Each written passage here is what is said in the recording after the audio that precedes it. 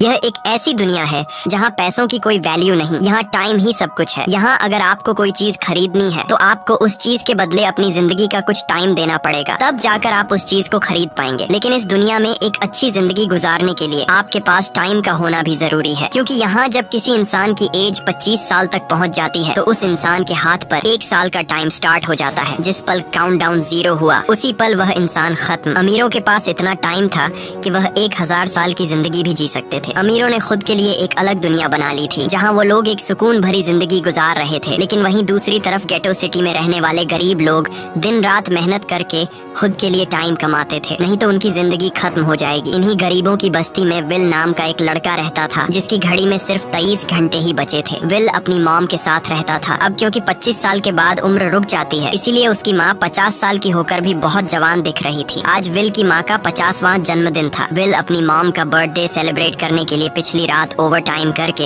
एक शैंपेन की बोतल लाया था। यह देखकर विल की मॉम बहुत खुश हो जाती है और वो विल से कहती है कि मैं अपने पोतों को देखना चाहती हूँ, तुम किसी लड़की को डेट क्यों नहीं करते? जिस पर विल जवाब देता है कि इन सब चीजों के लिए टाइम किसके पास है। विल की मॉम ने उससे कहा कि इलेक्ट्रिसिटी बिल और बैंक से लिया हुआ लोन कल की डेट तक मुझे क्लियर करना होगा, नहीं तो हमें फाइन पड़ सकता है। इसीलिए अब मैं जा रही हूँ और कल रात तक सभी बिल्स और बैंक के लोन्स जमा करवा कर वापस आऊंगी। उसने कहा कि मेरे पास सिर्फ 3 दिन का टाइम है। इलेक्ट्रिसिटी बिल और बैंक का लोन चुकाने में मेरे पास लगभग सारा टाइम खर्च हो जाएगा, इसीलिए कल शाम को तुम जरूर बस स्टॉप पर मेरा इंतजार करना, ताकि मेरा सारा टाइम खत्म होने से पहले मैं तुमसे कुछ टाइम ले सकूं। इस पर विल ने कहा ठीक है, मैं टाइम पर पहुंच जाऊंगा। जाने से पहले विल की माँ विल के हाथ को छूकर उसकी बॉडी में 30 मिनट ट्रांसफर करती है ताकि विल अच्छा नाश्ता खरीद कर खा सके। इसके बाद दोनों अपने अपने काम पर निकल गए। रास्ते में विल के पास एक छोटी बच्ची आती है। वो विल को एक कैप्सूल देकर विल से उसका थोड़ा सा टाइम मांगती है। विल मुस्कुराते हुए उस छोटी बच्ची को कैप्सूल में अपनी जिंदगी का 5 मिनट का टाइम दे देता है और वह चली जाती है। यहाँ हमें पता चलता है कि यह लोग अपने टाइम को एक कैप्सूल में स्टोर भी कर सकते हैं, जिससे यह लोग कभी भी यूज और ट्रांसफर कर सकते हैं। इसके बाद विल काम के लिए फैक्ट्री पहुँच जाता है। काम शुरू करने से पहले वह कॉफी लेने जाता है, लेकिन वहाँ वह देखता है कि हर एक चीज का दाम डबल हो गया है। जहाँ पहले कॉफी 2 मिनट की मिलती थी, अब उसका प्राइस डबल होकर 4 मिनट हो चुका है। यहाँ पर कभी भी किसी चीज का भी दाम बढ़ा दिया जाता है बिना किसी अनाउंसमेंट के। ये बात विल को बहुत बुरी लगती है। मजबूरी में विल ने भी कॉफी के लिए अपनी जिंदगी के 4 मिनट पे किए और काम पर लग गया। दिन भर के काम के बाद रात के वक्त विल अपने दोस्त के साथ एक बार में जाता है। विल का दोस्त एक नंबर का शराबी था। वह हर वक्त शराब के नशे में टली रहता। विल का दोस्त विल को इशारे में बताता है कि वह आदमी सबको फ्री में दारू पिला रहा है और उसके पास बहुत ज्यादा टाइम है। ये सुनकर विल ने जब उस आदमी की तरफ देखा तो उसे चारों तरफ से लड़कियों ने घेरा हुआ था। विल की जब उस आदमी की घड़ी पर नजर गई तो उस आदमी के पास 116 साल का टाइम था। ये देखकर विल समझ जाता है कि यह आदमी ग्रीनिच सिटी से है, क्योंकि गेटो सिटी में लोगों के पास ज्यादा से ज्यादा 2 दिन का टाइम होता है। विल उस आदमी के पास आया और उसे वार्न करने लगा कि यहाँ पर तुम्हें नहीं होना चाहिए था। यहाँ चोरों का खतरा है, ये लोग तुम्हें मारकर तुम्हारा टाइम चुरा लेंगे, इसलिए जल्दी से यहाँ से निकल जाओ। लेकिन वो आदमी विल की बातों को सीरियस नहीं लेता और उसे इग्नोर करके ड्रिंक करने लग जाता है। तभी उस बार में फोर्टिस नाम का एक गैंगस्टर अपने ग्रुप के साथ आया, जिसे देखकर सारे लोग बाहर निकल भागे। दरअसल यह शहर के सबसे बड़े गुंडे हैं जो लोगों से जबरदस्ती टाइम चुराते हैं। विल का दोस्त विल को पकड़ कर ले जाने लगा, लेकिन विल ने जाने से इनकार कर दिया और वहाँ एक कोने में छिपकर सब कुछ देखने लगा। फोर्टिस उस अमीर आदमी से उसका सारा टाइम लूटने आया था। फोर्टिस उस अमीर आदमी को चैलेंज करता है कि चलो पंजा लड़ाते हैं और जो हारेगा वह अपना सारा टाइम जीतने वाले को दे देगा। ये टाइम फाइट आर्म रेसलिंग की तरह थी, जिसमें 2 लोगों को एक दूसरे की कलाई पकड़नी होती थी। जिस भी इंसान की कलाई नीचे होती थी उसका टाइम घटने लगता था और वो टाइम उस आदमी के हाथ में ट्रांसफर होने लगता था जिसकी कलाई ऊपर होती थी। इस तरह जीतने वाला इंसान सारा टाइम उस दूसरे आदमी से अपनी बॉडी में स्टोर करके उसे मार देता।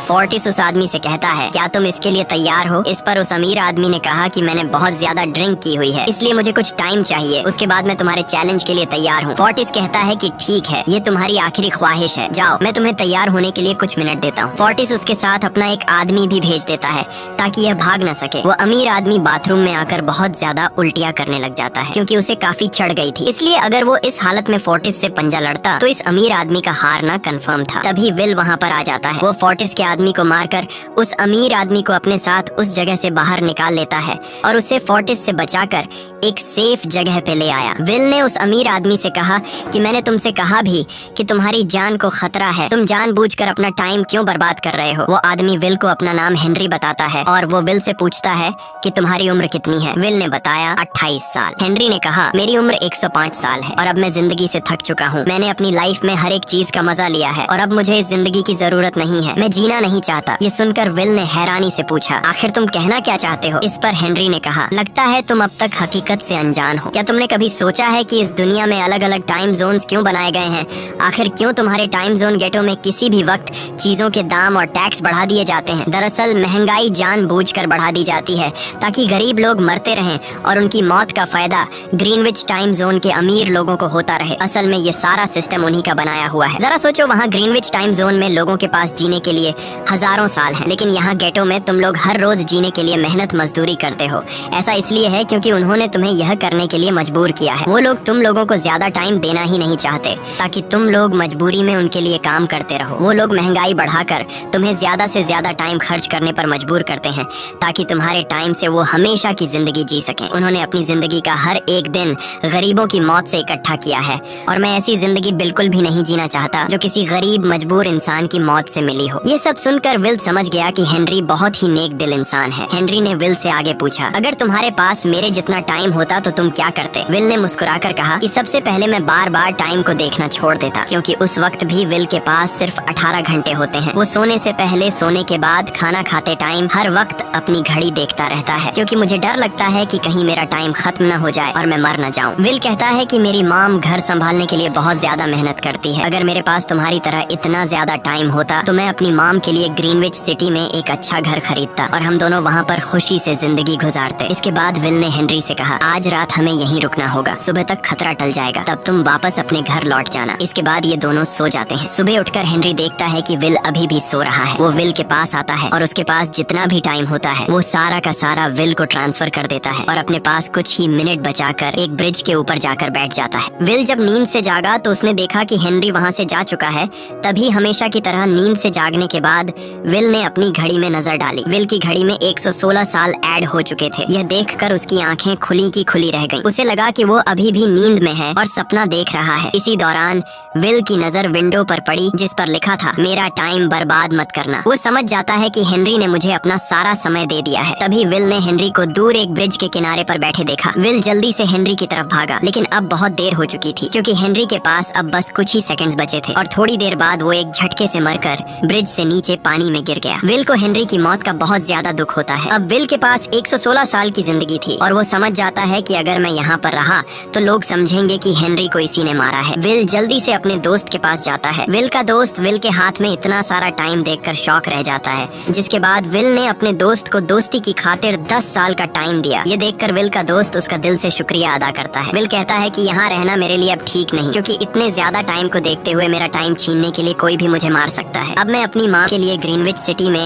एक अच्छा सा घर खरीद सकता हूँ और वहाँ पर एक सेफ लाइफ गुजारूंगा। जिसके बाद विल अपने दोस्त को गुड बाय कहकर वहाँ से निकल जाता है और सीधा उस बस स्टॉप पर जाकर माम का इंतजार करने लगता है, जहाँ 2 दिन पहले उसकी माम ने उससे कहा था कि मैं इलेक्ट्रिसिटी का बिल और बैंक का लोन चुकाकर इस बस स्टॉप पर पहुंचूंगी। दूसरी तरफ विल की माम सारे लोन और बिल्स भरने के बाद घर लौटने के लिए बस में चढ़ी, पर तभी उसे पता लगा कि एक ही दिन में बस की टिकट के दाम डबल हो गए थे। पहले जहाँ टिकट 1 घंटे में आती थी वहीं अब प्राइस 2 घंटे हो गया था। ये देखकर विल की माम बहुत ज्यादा परेशान हो जाती है क्योंकि विल की माम के पास सिर्फ 1.5 घंटा बचा था। विल की माम बस ड्राइवर से रिक्वेस्ट करती है कि अगले स्टॉप पर मेरा बेटा उसे बाकी का टाइम दे देगा, लेकिन बस ड्राइवर ने साफ इनकार कर दिया और कहा कि अगर टाइम नहीं है तो फिर पैदल चली जाओ। लेकिन विल की माम को पता था कि अगला बस स्टॉप बहुत दूर है, अगर वह पैदल भी जाती है तो उसे पहुंचने में 2 घंटे लगेंगे। उस वक्त बस में ढेर सारे पैसेंजर्स सवार थे। विल की माम ने उनसे भी रिक्वेस्ट की पर किसी ने भी उनकी मदद नहीं की। इतने में ही बस वहाँ से निकल गई। विल की माम रेचल के पास ज्यादा टाइम नहीं बचा था, इसलिए वह दौड़ती हुई पैदल घर की तरफ भागने लगी। दूसरी तरफ विल अपनी माम के लिए फूलों का गुलदस्ता लिए बस स्टॉप पर उनका इंतजार कर रहा था क्योंकि आज उसे अपनी माम का बर्थडे सेलिब्रेट करना था। बस जब उस स्टॉप पर पहुंची तो कई सारे पैसेंजर्स उतर आए पर उनमें से विल की माम नहीं थी। विल यह देखकर परेशान हो जाता है और उसे समझ आ गया कि जरूर उसकी माम मुसीबत में है। वह उसी वक्त अपनी माम की तलाश में भागा। उधर रेचल के पास अब कुछ ही मिनट बचे थे। वह रास्ते में आने वाली गाड़ियों और लोगों के घर घरों का दरवाजा पीट पीट कर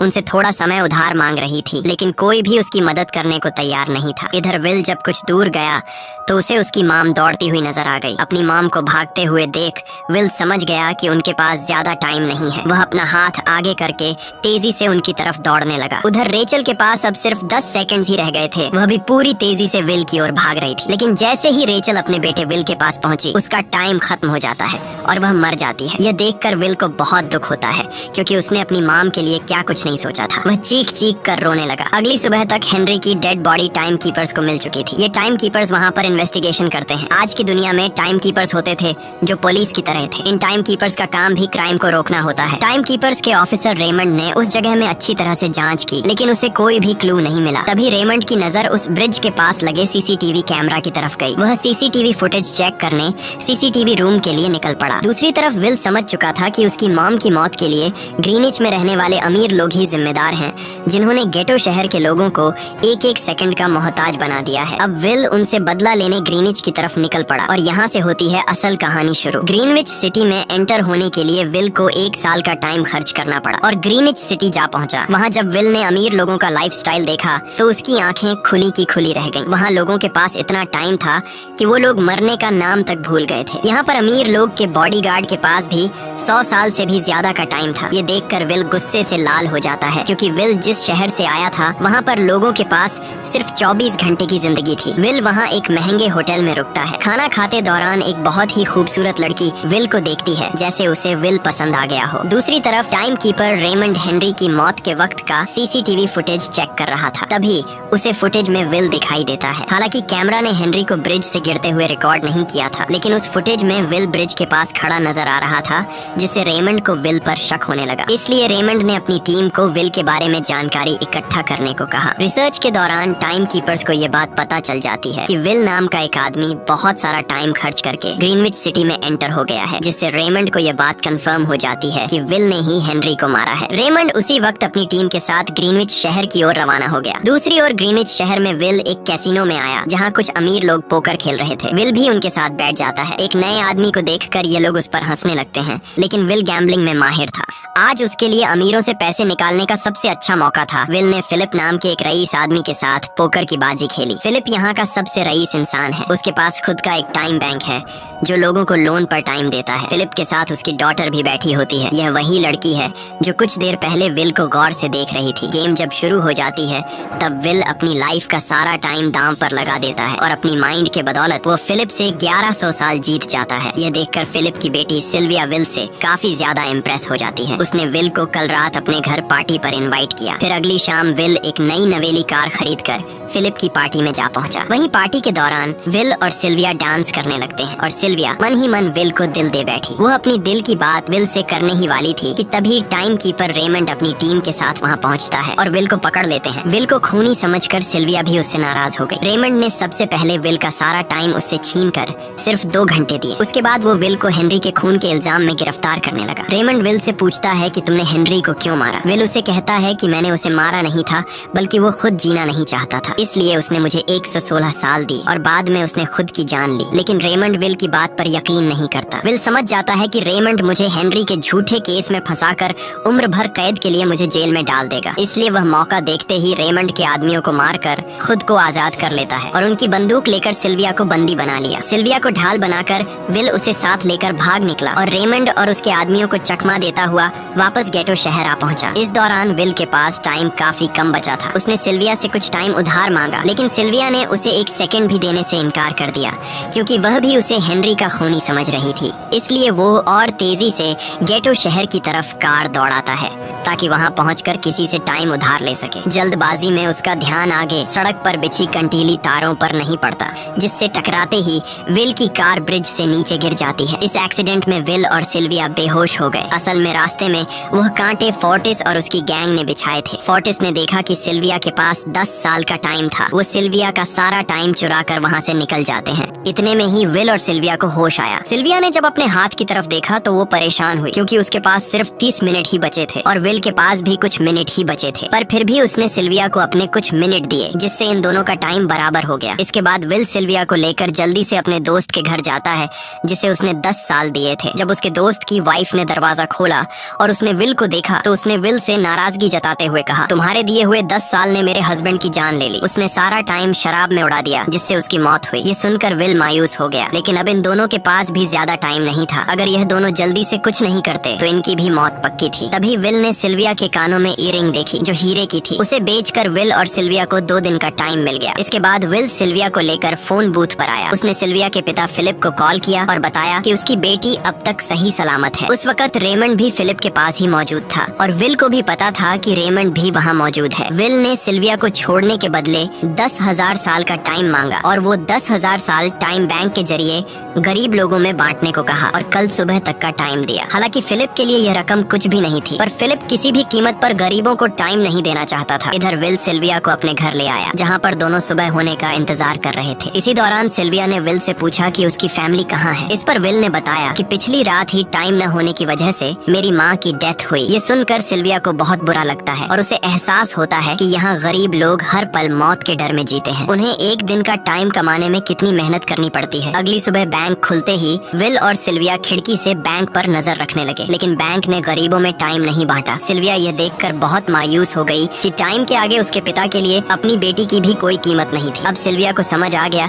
कि उसके पिता सिर्फ बिजनेसमैन नहीं है, बल्कि वो इस सिस्टम के हेड हैं। वो गरीब लोगों की मौत से अपनी जिंदगी के साल जमा करते हैं। सिल्विया को यूं मायूस देखकर विल ने उसे वापस घर भेजने का फैसला किया। वो उसे फोन बूथ पे ले आया और अपने पिता को कॉल करके अपने लिए मदद बुलाने को कहा। इस दौरान विल सिल्विया को वेपन भी दे देता है ताकि वो खुद की हिफाजत कर सके। इधर सिल्विया फोन पर अपने पिता से बात कर रही थी कि तभी टाइम कीपर रेमंड चुपके से वहाँ आ पहुँचा और विल पर गन तान दी। रेमंड विल पर गोली चलाने ही वाला था कि तभी सिल्विया ने रेमंड को देख लिया और घबराहट में रेमंड पर गोली चला दी। ये देख विल घबरा कर रेमंड के पास आया। हालांकि वो गोली रेमंड के हाथ को छू कर निकल गई थी। रेमंड के हाथ से बहुत खून निकल रहा था। विल ने रेमंड की घड़ी देखी। रेमंड के पास सिर्फ 2 घंटे बचे थे। दरअसल टाइम कीपर्स को भी सैलरी के तौर पर हर रोज 1 दिन का ही टाइम मिलता था। विल समझ गया कि जब तक रेमंड के पास उसके टीम वाले पहुंचेंगे तब तक रेमंड का ज्यादा खून बहने की वजह से उसकी मौत हो गई होगी। इसलिए विल रेमंड को 2 घंटे का टाइम देते हुए रेमंड की कार को लेकर वहाँ से निकल गया। रेमंड को गोली मारकर अब सिल्विया भी क्राइम लिस्ट में आ चुकी थी। हालांकि विल ने सिल्विया से कहा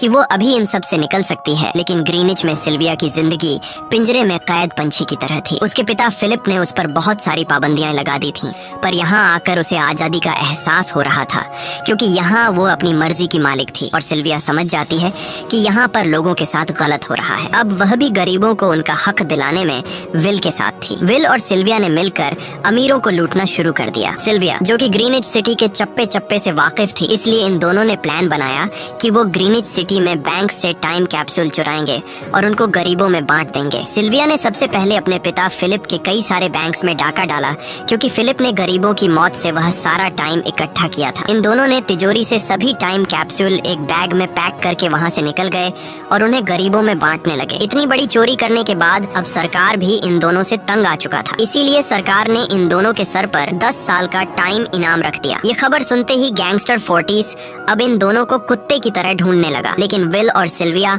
हर रोज अपना ठिकाना बदलते रहते थे, जिससे वो किसी के हाथ नहीं आते थे। ये दोनों एक होटल में छुपे हुए थे। इनके पास टाइम की कमी तो थी नहीं, इसलिए उन्होंने पूरे होटल को ही बुक कर लिया था। फोर्टिस इन दोनों की तलाश में उस होटल के बाहर आ पहुंचा। वहाँ उसने कुछ लोगों को पकड़कर उनसे विल और सिल्विया के बारे में पूछने लगा, लेकिन उन लोगों पर विल और सिल्विया के बहुत एहसानात थे, इसलिए ये लोग मरने के लिए तो तैयार थे, पर विल और सिल्विया का ठिकाना बताने के लिए तैयार नहीं थे। लेकिन जब फोर्टिस ने उन लोगों पर बहुत ज्यादा जोर जबरदस्ती की तो उनमें से एक बंदा मौत के डर से फोर्टिस को उस होटल के बारे में बता देता है जहाँ विल और सिल्विया छुपे हुए थे। जिसके बाद फोर्टिस फौरन अपनी गैंग के साथ वहाँ पर पहुँच जाता है और इन दोनों को पकड़ लेता है। अब विल और सिल्विया का उनसे बच पाना नामुमकिन था। फोर्टिस ने विल को एक टेबल पर बैठा दिया और उसे टाइम फाइट के लिए चैलेंज किया। विल समझ गया कि अगर मैंने चैलेंज से इनकार किया तो फोर्टिस के गैंग वाले लोग मुझे मार देंगे, इसलिए क्यों ना आज इसके साथ पंजा आजमाया जाए। फोर्टिस और विल ने एक दूसरे की कलाई पकड़ ली और मौत का खेल शुरू हुआ। फोर्टिस माहिर खिलाड़ी था। उसने शुरुआत में ही विल का हाथ नीचे कर दिया, जिससे विल का टाइम तेजी से फोर्टिस में ट्रांसफर होने लगा। लेकिन विल बिल्कुल जोर ही नहीं लगा रहा था, जैसे कि वो जानबूझकर हार रहा हो। पर जैसे ही विल के पास अपनी लाइफ के 3 से 4 सेकंड बचे, तभी विल ने अपनी पावर दिखाई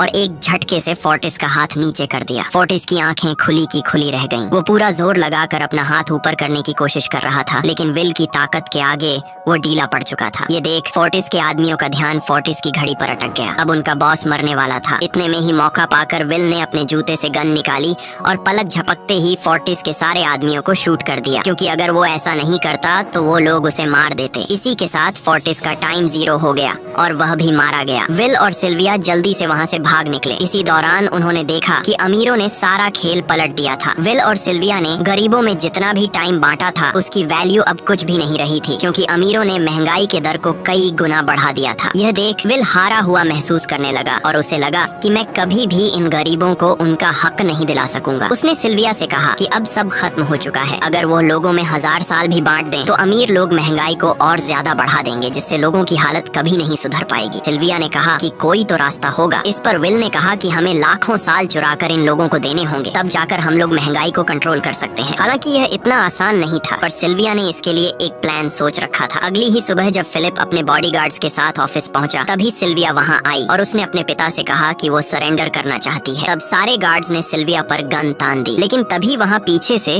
गार्ड के बेस में छिपा विल वहां आ पहुंचा। उसने फिलिप के सर पर गन रखी और उसके जरिए लॉकर का दरवाजा खुलवाया। विल और सिल्विया ने फिलिप के लॉकर से एक टाइम कैप्सूल चुरा लिया, जिसमें 10 लाख साल का टाइम मौजूद था। इस टाइम कैप्सूल का एक एक साल गरीबों की ही मौत से आया था। विल और सिल्विया वह टाइम कैप्सूल लेकर भाग जाते हैं। इधर रेमंड को जब यह बात पता चली तो वह फौरन विल और सिल्विया के पीछे लग गया। जब रेमंड ने अपने हाथ पर घड़ी को देखा तो उसके पास 1 घंटे से भी कम टाइम बचा हुआ था। वह हेडक्वार्टर कॉल करके कहता है कि मुझे मेरी सैलरी कैप्सूल में भेज दो, मेरे पास टाइम कम है। लेकिन इससे पहले कि वह अपनी बॉडी में कैप्सूल से टाइम ट्रांसफर कर पाता, उसे विल की कार दिख जाती है और वह कैप्सूल से अपनी बॉडी में बिना टाइम ट्रांसफर किए उनके पीछे लग जाता है, क्योंकि अगर वो 10 लाख साल गरीबों को मिल जाते तो गेटो टाइम जोन का हर एक इंसान अमर हो जाता और अमीरों का बनाया पूरा सिस्टम तहस नहस हो जाता। रेमंड ने विल और सिल्विया को पकड़ने के लिए अपनी पूरी जी जान लगा दी, लेकिन वह उन्हें रोक नहीं पाया। विल और सिल्विया रेमंड को चकमा देकर गेटो शहर आ गए और वह टाइम कैप्सूल एक बच्ची के हाथों में सौंप दिया। उन्हें पता था कि रेमंड सीधा हमारे पीछे गेटो शहर पहुंचेगा, इसलिए उन्होंने इस जगह को छोड़कर एक सुनसान जगह पर चले गए। उधर उन्होंने गेटो शहर के लोगों में लाखों साल बांटकर उन्हें अमर कर दिया था, लेकिन खुद इन दोनों के पास बहुत ही कम टाइम बच जाता है। बदकिस्मती से उसी पल रेमंड ने उन्हें पकड़ लिया। रेमंड ने विल को धमकी देते हुए कहा, अगर तुम्हें अपनी जान प्यारी है तो चुराया हुआ सारा टाइम वापस कर दो। तब विल ने उसे अपनी घड़ी का समय दिखाया। विल और सिल्विया के पास कुछ ही मिनट बचे थे। विल ने रेमंड से कहा, कहीं तुम भूल तो नहीं गए? याद है जब तुम मरने वाले थे तो मैंने तुम्हें कुछ टाइम उधार दिया था, टाइम तो तुम्हें मुझे वापस करना चाहिए। यह सुनकर रेमंड को याद आया कि विल और सिल्विया को पकड़ने की जल्दी में उसने अपने टाइम पर ध्यान ही नहीं दिया। जब उसने अपनी घड़ी पर नजर डाली तो उसके पास सिर्फ 5 सेकंड ही बचे थे, जो देखते ही देखते 0 हो गए और रेमंड मारा गया। विल और सिल्विया रेमंड से तो बच गए थे, पर इन दोनों के पास भी अब सिर्फ एक मिनट ही बचा था। ऊपर से उस सुनसान इलाके में उनकी मदद करने वाला भी अब कोई नहीं था। उन्हें अपनी मौत साफ नजर आ रही थी। इन दोनों ने मायूस होकर एक दूसरे को गले लगाया और तभी विल को रेमंड की कार नजर आई। विल फौरन कार की तरफ भागा और वहां पहुंचकर उसने रेमंड की सैलरी का टाइम अपनी घड़ी में ट्रांसफर कर दिया। इसके बाद वह सिल्विया को भी टाइम देने उसकी ओर भागने लगा। सिल्विया भी तेजी से विल की ओर दौड़ रही थी। सिल्विया के पास कुछ ही सेकंड्स बचे हुए थे। यह बिल्कुल उसी तरह का पल था जिस तरह से विल ने अपनी मॉम को खोया था। विल ने अपनी मॉम को तो खो दिया था, पर सिल्विया को नहीं खोना चाहता था। विल सिल्विया के बिल्कुल करीब ही था, पर तभी सिल्विया विल की बाहों में गिर पड़ी। लकीली विल ने सही वक्त पर सिल्विया का हाथ थाम लिया था, जिससे उसकी जान बच गई। विल और सिल्विया की बदौलत अब डेटन शहर के सारे लोग अमर हो चुके थे। अब उन्हें 1-1 घंटे कमाने के लिए फैक्ट्रीज में काम करने की जरूरत नहीं थी। वह सभी अपने सपनों को पूरा करने ग्रीनिच शहर की ओर निकल पड़े, जिससे अमीरों का बनाया सारा सिस्टम फेल हो गया। वहीं इसी के साथ यह कहानी खत्म हो जाती है। अगर आपको वीडियो अच्छी लगी हो तो हमारे चैनल को सब्सक्राइब और वीडियो को लाइक जरूर कीजिएगा।